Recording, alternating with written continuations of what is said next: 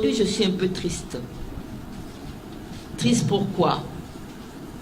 De voir que nous sommes encore, nous les renaissants, nous, quand même, il me semblait que nous avons 25 ans. Il y a 25 ans que notre parti a été créé. Un quart de siècle. Est-ce que quelqu'un peut venir encore nous diviser? Moi, je croyais que nous étions une grande famille. Et que si quelque chose n'allait pas, vous viendrez voir, papa, maman, ça va pas. Mais non seulement vous n'êtes pas venu voir, mais vous avez eu l'outrecuidance, je ne parle pas de vous ici, d'envoyer une lettre comminatoire à papa. Vous vous rendez compte? Les soi-disant dissidents, les soi-disant barons, n'est-ce pas? Un crime de lèse-majesté.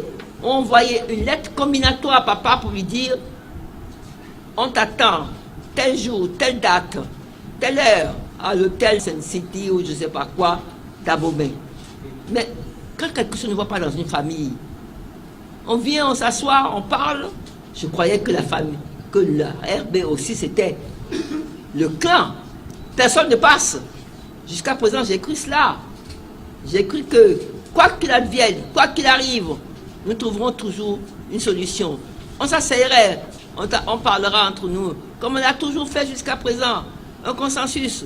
Si le président que vous avez vous-même, n'oubliez pas, vous avez élu vous-même, élu, je dis bien, à un congrès, fait des choses que vous trouvez pas normales et qui vous blessent, et que vous allez le trouver, il ne vous écoute pas, et que nous avons encore la chance d'avoir les géniteurs vivants, venez nous voir. N'est-ce pas, comme on l'a fait jusqu'à présent, on se serait retrouvé. Mais cette décision de chasser le propriétaire de sa maison, c'est la première fois que je vois ça de ma vie. Hein. Non seulement le chasse de sa maison, on lui prend la maison, et on lui dit qu'on lui interdit même d'y mettre les pieds et que cette maison ne lui appartient même plus. Hein? Voilà ce que les dissidents ont fait. Et cela, mais on comptait sur eux. Ils se font appeler eux-mêmes les barons. Alors s'ils sont des barons, ils doivent pouvoir donner l'exemple. On doit pouvoir les suivre. Non, c'est eux qui mettent le trouble dans notre parti. Mais moi, je veux bien. Ils ne se retrouvent plus dans le parti. Ils ne sont plus à l'aise dans le parti. Leur président ne leur paie plus. C'est leur droit le plus absolu. On est en démocratie. En ce moment-là, moi, je leur dis, s'ils sont conséquents avec eux-mêmes, ils n'ont qu'à s'en aller. Ils prennent leur clic et leur claque et ils vont voir ailleurs.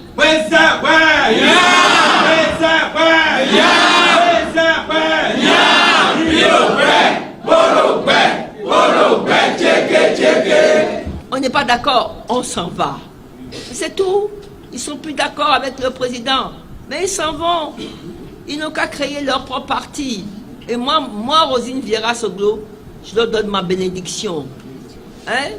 Et que le parti qu'ils vont créer soit un grand parti. Et qu'ils puissent travailler correctement. Et que Dieu soit avec eux.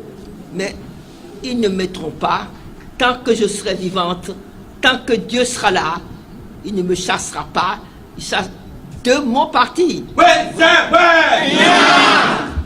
Ça, c'est clair. Personne ne me chassera de mon parti. J'attends la personne. Alors, mes chers collègues, mes chers enfants, mes chers amis, vous qui vous êtes déplacés en la Renaissance du Bénin, c'est votre parti. Vous en ferez ce que vous voudrez, c'est votre parti. Ce n'est plus le mien, c'est fini. C'est votre parti et moi je partirai bientôt. Alors si vous n'êtes pas capable, vous là, tous là, de défendre votre parti à cause du fumier du diable, comme dit le Saint-Père, eh bien vous êtes foutus. Maintenant, je vais dire simplement une chose, que Léani Vinagnon Mitou continue à être le président de la RB.